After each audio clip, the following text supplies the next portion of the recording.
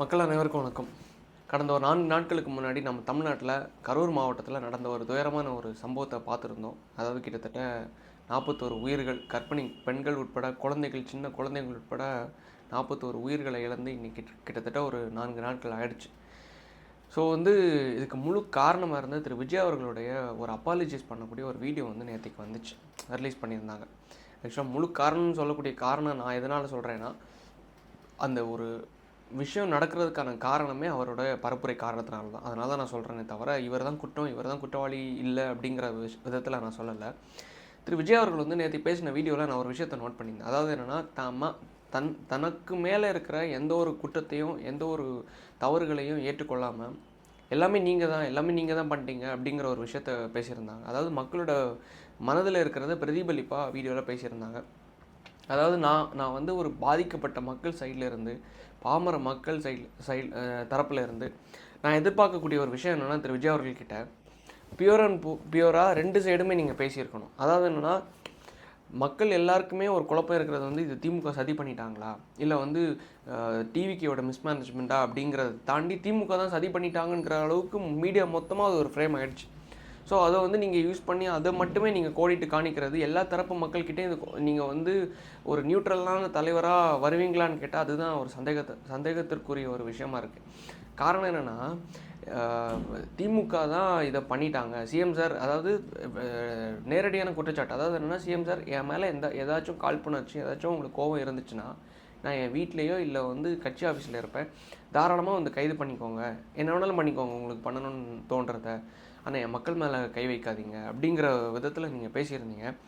ஆக்சுவலாக நான் ஒரு விஷயத்தை திரு விஜய் அவர்களுக்கு சொல்ல விரும்புகிறேன். அதாவது என்னென்னா, எனக்கு உண்மையில் திராவிட முன்னேற்ற கழகம் ஆட்சியில் இருக்கக்கூடாதுங்கிறத மனதார்ந்து விரும்பக்கூடியவன் நான். ஸோ ஆனால் ஒரு ஒரு இன்னொரு சின்ன கட்சியாக, இளைஞர்கள் கொண்ட கட்சியாக, புதுசாக தமிழ்நாட்டில் ஆட்சி பண்ணணும்னு நினைக்கக்கூடிய ஒரு கட்சியாக நீங்கள் உருவெடுத்து வரும்போது, இன்னொரு ஆளுங்கட்சியை நீங்கள் தகர்க்கணும்னு நினைக்கும் போது உங்கள் மேலே இருக்கிற குற்றச்சாட்டை நீங்கள் எந்த அளவுக்கு குறைக்கிறீங்களோ அந்தளவுக்கு மக்கள் உங்களை ஏற்றுப்பாங்க. நீங்கள் என்னென்னா, தமிழக வெற்றி கழகத்தில் இருக்கிற மிகப்பெரிய ஒரு விஷயமே என்னென்னா மிஸ்மேனேஜ்மெண்ட். அதாவது என்னென்னா, சிம்பிளாக ஒரு விஷயத்த சொல்கிறேன். ஒரு கூட்டத்தை நடத்துகிறீங்க. அதாவது கிட்டத்தட்ட 20 லட்ச ரூபா ஒரு நபருக்கு நீங்கள் இழப்பீடு கொடுத்தீங்க. உங்ககிட்ட ஃபண்டிங் பண்ணுறதுக்கு காசு எக்ஸஸாக இருக்குது. 20 லட்ச ரூபா ஒரு நபருக்கு நீங்கள் இழப்பீடாக கொடுத்துருக்கீங்க. ஒரே ஒரு விஷயம், ஒரு ஒரு பிரச்சாரம் நடத்தும்போது, இல்லை ஒரு கேம்பெயின் நீங்கள் பண்ணும்போது, ஒரு 50 டாய்லெட்ஸ், அதாவது என்னென்னா டிரான்ஸ்போர்ட் பண்ணக்கூடிய டாய்லெட்ஸ், அதாவது என்னென்னா சின்ன பெட்டியாக வச்சுருப்பாங்க. அதாவது பெண்கள் எல்லா தரப்பு மக்களும் யூஸ் பண்ணக்கூடிய டாய்லெட்ஸு, தண்ணி ஃபெசிலிட்டிஸ், இது எல்லாமே உங்களுக்கு ஒன் டைம் இன்வெஸ்ட்மெண்ட்டாக உங்கள் கட்சிக்காரங்க குரங்கு கூட்டமாக நிறைய பேர் பண்ணிகிட்ருக்காங்க, இளைஞர்கள் பண்ணிகிட்ருக்காங்கிறத நான் ஒத்துக்கிறேன், இதெல்லாம் உடச்சிருவாங்க அப்படிங்கிறது. ஆனால் அதையும் தாண்டி உங்களுக்கு இவ்வளோ பாதுகாப்பு, எல்லாமே பவுன்சர்ஸ் எல்லாமே இந்தளவுக்கு நீங்கள் வச்சுருக்கும் போது ஏன் உங்களால் உங்கள் கட்சிக்காரங்களுக்கு ஒரு பாதுகாப்பை கொடுக்க முடியல? ஏன்னா நீங்கள் செலவு பண்ண வேண்டிய கிட்டத்தட்ட அடுத்த 4 ஆண்டுகள் 5 ஆண்டுகள்லாம் கிடையாது, வெறும் 7 மாதங்கள் தான் இருக்குது. இந்த 7 மாதத்தில் இப்போ நீங்கள் பல தொகுதிகளை கவர் பண்ணிட்டு வரீங்க. இப்படி இருக்கிற பட்சத்தில் சரியான ஒரு கட்டமைப்போடு கட்சிக்காரங்க இந்த பக்கம் திராவிட முன்னேற்ற கழகம், இல்லை அண்ணா திராவிட முன்னேற்ற கழகம், இல்லை பிஜேபி எடுத்துக்கோங்களேன், அங்கே ஒவ்வொரு மாவட்டத்துலேயும் இங்கே சிவி சண்முகம் இன்னொரு பக்கம், லைக் கே.என். நேரு இன்னொரு பக்கம், அன்பின் மகேஷ் இன்னொரு பக்கம், ஏவா வேலுன்னு சொல்லிட்டு ஒவ்வொரு மாவட்டத்துலேயும் குறிநிலை மன்னர்களாக அவருக்கு கீழே பேரூர் தலைவர், வட்டார ஒன்றிய செயலாளர், மாவட்ட செயலாளர்னு சொல்லிட்டு ஒவ்வொரு கட்டமைப்பும் பயங்கரமாக இருக்குது. அந்த ஒரு காரணத்தினால்தான் அதுக்கு முன்னாடி ஏடிஎம்கே அதே இடத்துல அதாவது அந்த பரப்புரையை மேற்கொள்ளும்போது அந்த இடத்துல எந்த ஒரு அசம்பாவிதமும் நடக்காமல் தவிர்த்தாங்க. காரணம் என்னென்னா, எக்ஸ்பீரியன்ஸுங்கிற ஒரு விஷயம் இருக்குது, அனுபவங்கிறது.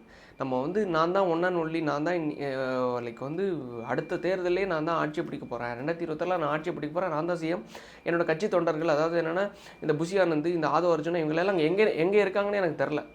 அதாவது என்னென்னா, திரு விஜய் அவர்களாச்சும் ஒரு வீடியோவில் லைக் தென்பட்டார், ஆனால் ஆதவ அர்ஜுனா ஒரு ட்வீட்டை போட்டு டெலீட் பண்ணிட்டார். நான் அதுக்கு அடுத்ததான் 2வது வரேன். அதாவது என்னென்னா, நீங்கள் உங்கள் சைடில் இருக்கிற தவறுகளை நீங்கள் ஏற்றுக்கொள்ள மாட்டேங்கிறீங்க, அந்த தவறுகளை நீங்கள் சீர் செய்கிறதுக்கு தயாராக இல்லை. அடுத்த மாநாட்டிலையும் அடுத்த பிரச்சாரத்தில் நீங்கள் இதே விஷயத்தை பண்ணிங்கன்னா திருப்பியும் ஆளுங்கட்சி இதை கையில் எடுக்க தான் செய்வாங்க. அதாவது நம்ம எதிர்க்கக்கூடிய நபர் நம்மக்கிட்ட எந்த ஒரு குற்றத்தையும் கண்டுபிடிக்காத அளவுக்கு நீங்கள் வளரணும். நீங்கள் வந்து என் சைடில் நீ எப்படின்னாலும் 360 டிகிரியில் டைரக்ஷனில் உங்களை தாக்குற அளவுக்கு நீங்கள் வந்து அழகாக நல்ல வாய்ப்பு வசதிகளை கொடுத்து வச்சுருக்கீங்க. அப்படி இருக்கிற சுச்சுவேஷனில் நீங்கள் என்ன பண்ணிடுறீங்க, ஒரு அதாவது லாங் டூரேஷன் நீங்கள் வந்து பெர்மிஷன் வாங்குறீங்க. ஒரு 12 மணிலேருந்து நைட்டு ஒரு 10 மணி வரைக்கும் பெர்மிஷன் வாங்குறீங்க. இல்லை ஒரு 2 மணிலேருந்து நைட்டு 10 மணி வரைக்கும் பெர்மிஷன் வாங்குறீங்க. மக்களோட மனநிலை எப்படி இருக்கும் தெரியுமா? விஜய் ஒரு வாட்டியாச்சும் பார்த்துடலாமா கிட்டேருந்து பார்த்துடலாமாங்கிற ஒரு ரசிகர் மனப்பான்மையில் வந்து நம்ம தமிழ்நாட்டு மக்கள் வந்து ரொம்ப எப்படி சொல்கிறது, லைக் அந்த ஒரு நேம் மென்ஷன் பண்ணணுன்னா தப்பாக எடுத்துக்காதீங்க, சோம்பேசின்னு சொல்லுவாங்க. அதாவது விஜய் வந்துட்டாருன்னு சொல்லிட்டு ஒரு அந்த முள்வேலி மாதிரி ஒன்று போட்டிருக்காங்க, அதுக்கு மேலே ஒருத்தன் தாவி போகிறான், டிரான்ஸ்ஃபார்மர் மேலே ஏறுறான். இந்த அளவுக்கு ஏறும்போது அது வந்து ஒரு சோம்பி கூட்டம் மாதிரி நம்ம தமிழ்நாட்டு மக்களை வந்து வெளி ஸ்டேட் மக்கள் வந்து பார்க்குறாங்க. அதுக்குன்னு வெளி ஸ்டேட் மக்கள்லாம் நம்மளோட ரொம்ப லைக் இதாக அறிவு கூர்ந்தாக இருக்காங்கன்னு தான் நான் நினைக்காதீங்க. கேரளாவை கம்பேர் பண்ணி பாருங்கள் எவ்வளோ எஜுகேட்டடாக இருக்காங்க அப்படின்னு. ஆனால் அதையும் தாண்டி நீங்கள் வந்து நம்ம தமிழ்நாட்டு இளைஞர்கள் வந்து வெல் எஜுகேட்டட் தான், இல்லைன்னு சொல்லலை. ஆனால் இருந்தாலும் ஒரு வீடியோவில் அவங்கள பார்க்கும்போது டிரான்ஸ்ஃபார்மில் ஏறுறீங்க, மரத்தில் ஏறுறீங்க, அதை தாண்டி வந்து கடைகளுக்கு கூரைக்கு மேலே ஏறுறீங்க, மசூதிக்கு மேலே ஏறுறீங்க, அதை தாண்டி வந்து உங்களுக்காக பேசணும்னு நினைக்கிற யாராலுமே என்னடா இந்த குரங்கு கூட்டத்துக்காக நம்ம பேசணும் அப்படிங்கிற ஒரு விஷயம் வருது. நீங்களும் அதை என்கரேஜ் பண்ணுறீங்க. நீங்கள் வேறு ஒரு விஷயம் கிடையாது. திரு விஜய் அவர்கள் மட்டும் என்னோடய ரசிகர்கள்லாம் கிடையாது, என்னோடய தொண்டர்கள் எல்லாருமே இனிமேல் இந்த மாதிரி தவறுகளை செய்யாதீங்க. இந்த மாதிரி தவறுகள் செய்கிறது மூலமாக ஆளுங்கட்சியினர் இதை யூஸ் பண்ணுறாங்க. அதை தாண்டி வந்து லைக் வந்து நம்ம ஒரு ஆட்சியை பிடிக்கக்கூடிய ஒரு இடத்துல இருக்கும். நீங்கள் வந்து ஒரு மாவட்ட செயலாளர்னு ஒருத்தர் வச்சுருக்கீங்க. அந்த மாவட்ட செயலாளர் அதுக்கடுத்து எங்கே போனாருன்னு எனக்கு தெரியல, இப்போ கைது பண்ணியிருக்காங்க. உங்களோட ஆதவ அர்ஜுனா அவர்கள் ஒரு ட்வீட்டை போட்டிருக்காரு. அதாவது அந்த ட்வீட் என்னென்னா, ஜென்சி ப்ரொட்டஸ்ட்னு சொல்லிட்டு நேபாளில் ஒரு ப்ரொட்டஸ்ட் நடந்துச்சு, அதே மாதிரி ஸ்ரீலங்காவில் நடந்துச்சு. இந்த ப்ரொட்டஸ்ட் மாதிரி இங்கே வந்து புரட்சி வெடிக்கும், அதாவது வந்து லைக் மிகப்பெரிய லெவலில் ப்ரொட்டஸ்ட் வெடிக்குங்கிற அளவுக்கு ஒரு ட்வீட்டை போட்டுட்டு மேக்ஸிமம் ஒரு 20 மினிட்ஸில் அந்த ட்வீட்டை டெலீட் பண்ணிட்டார். ஆக்சுவலாக அது அவருக்கே ஒரு பேக் ஃபயர் ஆகின மாதிரி ஆகிடுச்சான்னு எனக்கு தெரில. அதாவது உண்மையிலே நீங்கள் நினைக்கிற மாதிரி ஒரு ஜென்சி ப்ரொட்டஸ்ட்டோ இல்லை வந்து ஒரு மிகப்பெரிய லெவலில் ஒரு புரட்சி நீங்கள் ஏற்படுத்திடலாம், அதுவும் இந்த இளைஞர்கள் வச்சு நீங்கள் ஏற்படுத்திடலான்னு நினைக்கிறது நாம் தமிழர் கட்சி போட்டால் கூட எனக்கு பிரச்சனை இல்லை. அந்த கட்சியிலாச்சும் கொஞ்சம் கொள்கை இருக்குது, தமிழ் தேசியங்கிற ஒரு விஷயம் இருக்குது, உணர்வுபூர்வமாக இருக்காங்க. ஆனால் இங்கே உண்மையிலே ப்ரொட்டஸ்ட்னு சொன்னால் விஜய் அவர்கள் அறிவிச்சிட்டாங்கன்னா வருவாங்க. மிகப்பெரிய லெவலில் ஜல்லிக்கட்டுக்கு எப்படி மெரினாலாம் நடந்துச்சோ அது மாதிரி வருவாங்க. ஆனால் அது வந்து ஒரு உணர்வுபூர்வமாக கொள்கை ரீதியான ஒரு போராட்டமாக இருக்குமா அப்படின்னு கேட்டால் மிகப்பெரிய கேள்விக்குறியாக இருக்கும். நீங்கள் அப்படி போடுறீங்க. இங்கே எல்லோரும் வேலை வெட்டி இல்லாமல் இருக்காங்கன்னு நினச்சிட்டு இருக்கீங்களா? அதாவது என்னென்னா, நீங்கள் சொல்கிறது மூலமாக இங்கே பல இளைஞர்கள் வந்து வாய் விட்டு மாட்டிட்டு இன்றைக்கி ஜெயிலுக்குள்ளே இருக்கான். கிட்டத்தட்ட 5லேருந்து 6 பேரை அரெஸ்ட் பண்ணாங்க. ஃபெலிக்ஸ் ஜெரால்ட் அவர்கள் வந்து இந்த மாதிரி வந்து வாய் விட்டெல்லாம் மாட்டலாம். அவர் வந்து ஒரு பத்திரிகையாளர், ஜேர்னலிஸ்ட், ரெப்யூட்டடான எக்ஸ்பீரியன்ஸ்டு ஜேர்னலிஸ்ட்டு. ஸோ அப்படி இருந்த பட்சத்துலேயும் அவரை வந்து கைது பண்ணாங்க. காரணம் என்னென்னா, சில விஷயங்களை சிம்பாலிக்காக இருந்த விஷயங்களை எடுத்து பேசினதுக்காக மட்டுமே பலரை கைது பண்ணாங்க. கைது பண்ணது எதுக்காகனா, இந்த மாதிரி வந்து இன்ஸ்டாகிராமில் வந்து லைக் வந்து தவறுதலான செய்திகளை வந்து பரப்பிட்டாங்க அப்படிங்கிற ஒரு விஷயத்தில். ஏன்னா ஸ்டாலின் அவர்கள் அன்றைக்கி தான் ஈவினிங் வந்து ஒரு ப்ரெஸ் மீட் ஒன்று கொடுக்குறாங்க, ஒரு வீடியோ ஒன்று ரிலீஸ் பண்ணுறாங்க. நீங்கள் எப்படி ரிலீஸ் பண்ணீங்களோ அதே மாதிரி அந்த வீடியோவில் சொல்லப்பட்ட விஷயம் என்னென்னா, தவறுதலான செய்திகளை பரப்பாதீங்க, அவதூறுகளை பரப்பாதீங்க, பரப்புனா தகுந்த நடவடிக்கைகள் எடுக்கப்படும் அப்படிங்கிறது. ஸோ இந்தளவுக்கு ஆளுங்கட்சியினருக்கு நம்ம ஏன் வந்து நம்மளுடைய தொண்டர்களை வந்து பலியாக்கணும்னு தான் எனக்கு புரியலை. நீங்கள் அந்த விஷயத்தில் இன்னும் ட்ரிகர் பண்ணுறீங்க. அதாவது இந்த பசங்கள்லாம் எப்படி தெரியுமா, யோசிக்க மாட்டாங்க, ஊர்காட்டில் இருப்பாங்க. அதை எப்படி இருப்பாங்கன்னா, ஒரு பண்ணையார் மாதிரி ஒருத்தர் இருப்பார். அவர் சொன்னால் என்னன்னாலும் கண்மூடித்தனமாக கேட்டுருவாங்க. ஆனால் அவன் சொல்கிறத பண்ணால் இங்கே 7 வருஷம் 10 வருஷம் ஜெயிலில் இருக்கணுங்கிறது இவனுக்கு தெரில, இன்னொரு களி தின்னணுங்கிறது இவனுக்கு தெரில. இவங்க என்னோட தலைவர் சொல்லிட்டார், விஜய் அவர்கள் சொல்லிட்டார், ஆதவ அர்ஜுனா சொல்லிட்டாருன்னா ஆதவ அர்ஜுனாக்காக இங்கே ஒரு பயலும் கட்சியில் கிடையாது. புசியானந்துக்காக ஒரு பயலும் கட்சியில் கிடையாது. புசியானந்தையும் காணும். புசியானந்த் வந்து லைக் வந்து எனக்கு வந்து முன்ஜாமீன் கோரி மனு கொடுத்துருக்காராம். ஸோ ஆன் ஸ்க்ரீன்லேயே கிடையாது. இந்த பட்சத்தில் கட்சியினர் இருக்கும்போது நீங்கள் வேறு ஒன்றும் இல்லை, திமுகலையோ அதிமுகலையோ பிஜேபியிலையோ காங்கிரஸ் எந்த கட்சி வேணாலும் எடுத்துக்கோங்க, விடுதலை சிறுத்தைகள் கூட எடுத்துக்கோங்க. இந்த மாதிரி ஒரு நிகழ்வுகள் நடந்துச்சுன்னா, முதலாம் கட்ட தலைவர்கள்னு ஒரு தலைவர் இருப்பாங்க, ஒரு கூட்டம் இருப்பாங்க, 2ஆம் கட்ட தலைவர்கள்னு ஒரு கூட்டம் இருப்பாங்க, 3ஆம் கட்ட தலைவர்கள்னு ஒரு கூட்டம் இருப்பாங்க, பேச்சாளர்கள்னு ஒரு கூட்டம் இருக்கும். இங்கே ஒன் அண்ட் ஒன்லி விஜய். அதுக்கடுத்தது எல்லாமே டம்மிகளாக பொம்மைகளாக இருக்காங்க. அப்படி இருக்கிற பட்சத்தில் உங்களால் எப்படி அதை ஹேண்டில் பண்ண முடியும், உங்களால் எப்படி இதை மேனேஜ் பண்ண முடியும்? இருக்கிறவங்களே நீங்கள் இருக்கிற சோம்பி கூட்டத்தை இந்த மாதிரி வந்து இளைஞர்களை சின்ன சின்ன பசங்களை ட்ரிகர் பண்ணும்போது அவன் வாய் விட்டு மாட்டிக்கிறான். கடைசி இப்போ உள்ளே இருக்கிறது யார்? அவனுக்காக குரல் கொடுக்குறது யார்? ஃபெலிக்ஸ் ஜெரால்ட் அவர்களை டிவிகேயோட அட்வொகேட் விங் வந்து நேற்றுக்கு இரவு வந்து லைக் ரிலீஸ் பண்ணியிருக்காங்க, பெயில் வாங்கியிருக்காங்க. அதுங்கிற ஒரு பாராட்டக்கூடிய விஷயம். லைக் வந்து அதில் நான் மனதார வாழ்த்துக்கிறேன் தமிழக வெற்றி கழகத்தோட வழக்கறிஞர் அணியை. ஆனால் இன்னொரு விஷயம் என்னென்னா, சின்ன சின்ன பசங்க இந்த மாதிரி வாய் விட்டு மாட்டும்போது, மாவட்ட செயலாளர் வந்து கைது பண்ணி உள்ளே வைக்கும்போது, அவங்களோட மனைவி வந்து கண்கலங்கி நிற்கும்போது, அதாவது எனக்கு வந்து அஜித்குமார் அவருடைய ஒவ்வொரு தருணங்கள்லாம் எனக்கு நினைவுக்கு வருது அப்படிங்கிற விஷயம் வரும்போது, உங்கள் கட்சிக்காரங்களை தானே நீங்கள் பலியாக்குறீங்க. அவங்களுக்காக நீங்கள் பேசுனீங்களா? நீங்கள் பேசுகிறதுக்கு முன்னையே அவங்கள வந்து அரெஸ்ட் பண்ணிட்டாங்க. ஒருத்தங்களுக்காக நீங்கள் பேசுனீங்களா? அது உண்மையை சொல்கிறேன், எனக்கு வந்து திரு விஜய் அவர்கள் வரணுங்கிற விருப்பம். ஆனால் அவர் மட்டும் வந்துட்டாருன்னு வைங்களேன், உண்மையிலே வந்து தமிழ்நாட்டை லீட் பண்ணக்கூடிய ஒரு தலைவராக இருப்பாரான்னு கேட்டால் கிடையாது. காரணம் ஆஃப்டர் ஆல் இந்த ஒரு இஷ்யூக்கே உங்கள் யாரையும் காணும். காரணம் வந்து நீங்கள் உண்மையிலே உங்கள் தரப்பில் இருந்து நான் யோசிக்கும்போது நானே யோசித்தேன்னா, எந்த ஒரு மனுஷன் யோசித்தாலும் வருத்தமாக இருக்கும், ஹேண்டில் பண்ண முடியாது. ஆனால் இந்த ஒரு சிச்சுவேஷன் இருக்கும்போது நீங்கள் ஒன்லி பர்சனாக இருந்து யோசிக்கும்போது, உங்களால் ஒரு ஆட்சி பிடிச்சதுக்கப்புறமா எப்படி வந்து இந்த மக்களை ஹேண்டில் பண்ணுவீங்க? இந்த மாதிரி ஒரு துயர சம்பவம் நடக்கும்போது எப்படி ஹேண்டில் பண்ணுவீங்க? எனக்கு தெரிஞ்சு 1992 நினைக்கிறேன், 92 94 நினைக்கிறேன், கும்பாபிஷேகம் ஒன்று நடந்துச்சு கும்பகோணத்தில். கிட்டத்தட்ட 50 பேர் இறந்தாங்க. ஜெயலலிதா அவர்களுடைய ஹெலிகாப்டரில் போய் ஜெயலலிதா அவங்களும் சசிகலா அவங்களும் போகும்போது, அந்த ஒரு கும்பாபிஷேகம் நடக்கும்போது கூட்ட நெரிசலில் 50 பேர் இறந்தாங்க. அங்கேயும் கட்சிக்காரங்க இருந்தாங்க, அங்கேயும் மேனேஜ் பண்ணாங்க, எல்லாம் பண்ணாங்க. அதுக்கு அடுத்தது இவங்க வந்து பறந்து போயிட்டாங்க, அடுத்த எலெக்ஷனை தோத்துட்டாங்க. 2001 மறுபடியும் ஜெயித்தாங்க. காரணம் அந்த ஜெயலலிதா என்கிற ஒரு பர்சன், அதை தாண்டி கட்சிக்காரங்க, அந்த வலுவான கட்டமைப்புங்கிற ஒரு விஷயம் இருக்கிறதுனால. நீங்கள் ஒரு விஷயத்துக்கே இந்த அளவுக்கு வீட்டில் போய் உட்காரும்போது, நாளைக்கு ஆட்சியை பிடிச்சிட்டு நீங்கள் வந்து முதலமைச்சராக உட்கார்ந்ததுக்கப்புறமா உங்கள் கூட வந்து புசியானந்த் ஒரு பொதுச் செயலாளர், அவர் வந்து ஒரு அமைச்சராக இருப்பார், ஆதவ அர்ஜுனா அவர் ஃபினான்ஸ் மினிஸ்டராக இருப்பார், இல்லை வந்து வேறு ஏதாவது அவர் ஃபண்டிங் பண்ணுறதுனால அவர் ஃபினான்ஸ் மினிஸ்டராக இருப்பார். இந்த மாதிரி ஒவ்வொரு டம்மிக்களையும் ஒவ்வொரு முக்கிய பொறுப்புகளை நீங்கள் கொடுக்கும்போது அந்த துறைகள் என்ன ஆகும்? இல்லை, அந்த ஒரு காரணத்தினால்தான் ஆரம்பத்திலே உங்ககிட்ட ஒரு கோரிக்கை எல்லாருமே வச்சாங்க. ஏடிஎம்கே கூட வந்து தமிழக வெற்றி கழகம் சேரப்போகுது, இல்லை எய்தர் சீமான் ப்ளஸ் வந்து விஜய் அவர்கள் ஒன்று சேர போகிறாங்க. காரணம் என்னென்னா, சீமான் அவர்களுக்கு அந்த ஒரு லைக் எக்ஸ்பீரியன்ஸ் அனுபவங்கிற ஒரு விஷயம் இருக்குது. அந்த அனுபவம் உங்களுக்கு இருக்கான்னு கேட்டால் கிடையாது. ஜஸ்ட்டு நான் தப்பாக சொல்கிறேன்னு நினைக்காதீங்க. இந்த பக்கம் ஸ்டாலின் அவர்களுக்கு எப்படி துண்டு சீட்டு கொடுத்து படிக்க வைக்கிறாங்களோ, அதே மாதிரி நீங்களும் அப்படி தான் படிக்கிறீங்க.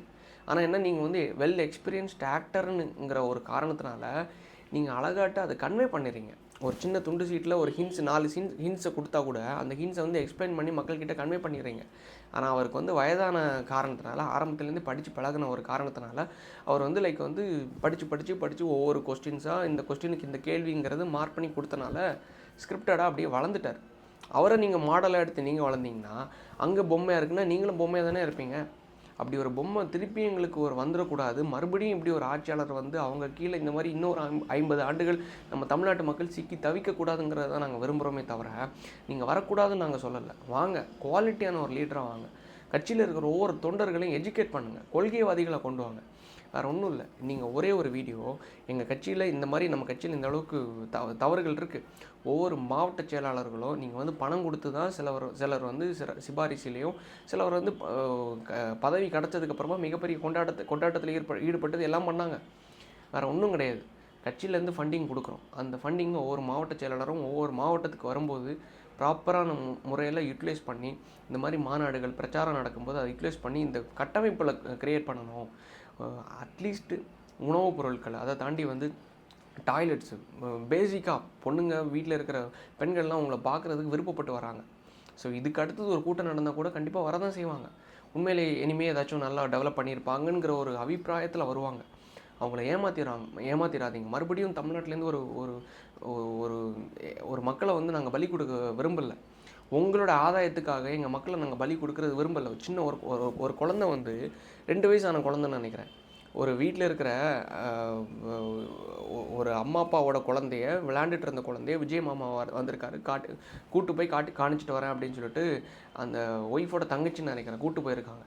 கூட்டு போய் என்ன இருக்குது, லைக் கூட்ட நெரிசல் காரணமாக நைட்டு ஒரு 6-7 மணி விஜய் அவர்கள் வரும்போது அந்த குழந்தை கையிலேருந்து கீழே தவறி விழுந்து 4-5 பேர் மிதித்து, இந்த சோம்பி கூட்டம் மிதித்து கண்ணு பிதிங்க ஓரளவுக்கு என்னால் வர்ணிக்க முடியல. அந்தளவுக்கு பல துயரங்கள் நடந்திருக்கு. அதுக்கு காரணம் என்ன? மிஸ்மேனேஜ்மெண்ட். நீங்கள் திமுகன்னு குறை சொல்கிறீங்க. நானும் அதாவது என்னென்னா, நான் சொல்லலை, நான் சொன்னால் அதுக்கடுத்து என்ன தூக்கி உள்ளே வச்சுருவாங்க. பேச வேண்டியது நிறைய விஷயங்கள் இருக்குது. ஸோ அப்படி இருக்கிற பட்சத்தில் இன்றைக்கே நான் சொல்லக்கூடாது. ஆனால் உண்மை என்னன்னு மக்களுக்கு தெரியும். நம்ம தமிழ்நாட்டு மக்கள் வந்து அறிவில்லாதவங்க எல்லாம் கிடையாது, அறிவாளிகள் தான். அந்த ஒரு காரணத்தினால தான் இன்றைக்கும் இவங்க தான் பண்ணியிருப்பாங்க, இல்லை இவங்க தான் பண்ணியிருப்பாங்க, இது வந்து லைக் மிஸ்மேனேஜ்மெண்ட்னால நடந்துருச்சு அப்படிங்கிற ஒரு யூகம் அவங்களுக்கு தெரியுது. இல்லாத பட்சத்தில் பேப்பரில் பார்த்துட்டு, ஓ இன்றைக்கி வந்து 41 பேர் இறந்துருக்காங்க, இதுக்கு வந்து தமிழக வெற்றி கழகத்தோட விஜய் அவர்கள் லேட்டாக வந்ததுக்கான காரணம், குறுகிய இடம் கொடுத்ததான் காரணங்கிறது அப்படி நம்பிட்டு இருப்பாங்கன்னு நினச்சிட்டு இருக்கீங்களா? அவங்களுக்கு எல்லாமே தெரியும். எல்லாமே ஒன்றுமே தெரிலங்கிறதுனால நம்ம வந்து நம்ம வாயை விட்டு லூஸ் டாக் விட்டு உள்ளே இருக்கிறவனும் எந்த அவசியம் கிடையாது. தமிழ்நாட்டு மக்கள் ஒரு விஷயத்தை நல்லா புரிஞ்சுக்கோங்க.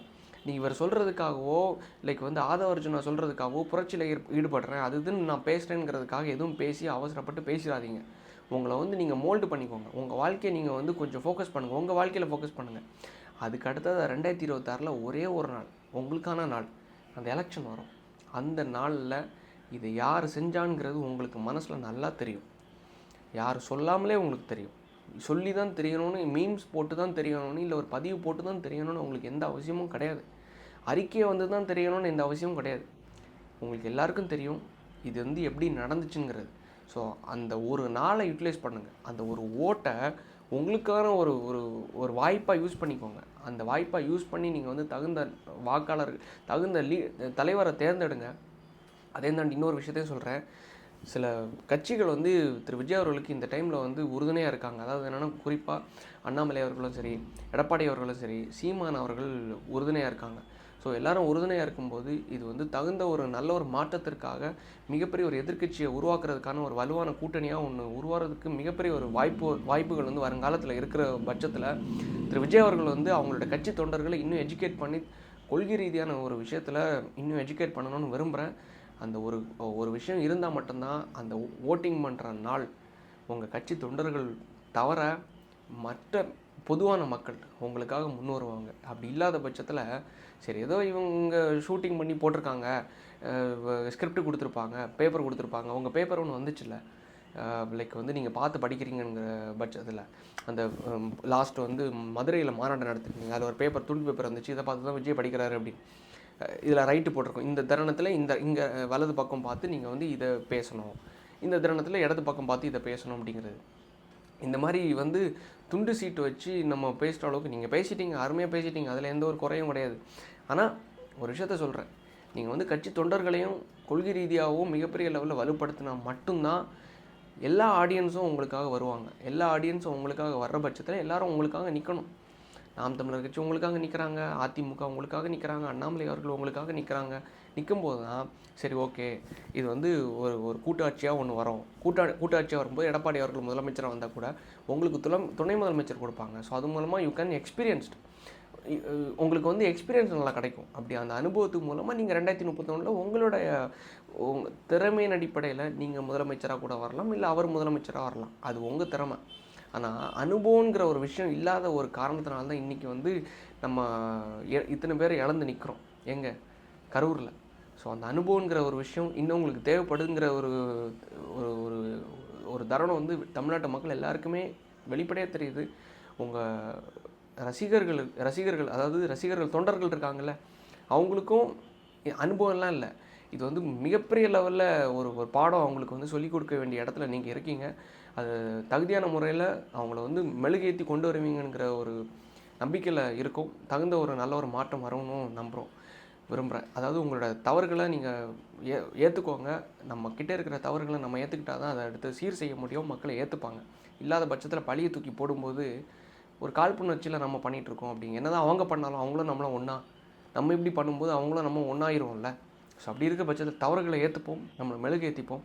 தகுந்த ஆட்சியாளர்களை நல்ல ஒரு கூட்டாட்சியாக வர காலத்தில் அமையுங்கிறதையும் விரும்புகிறேன். நன்றி, வணக்கம்.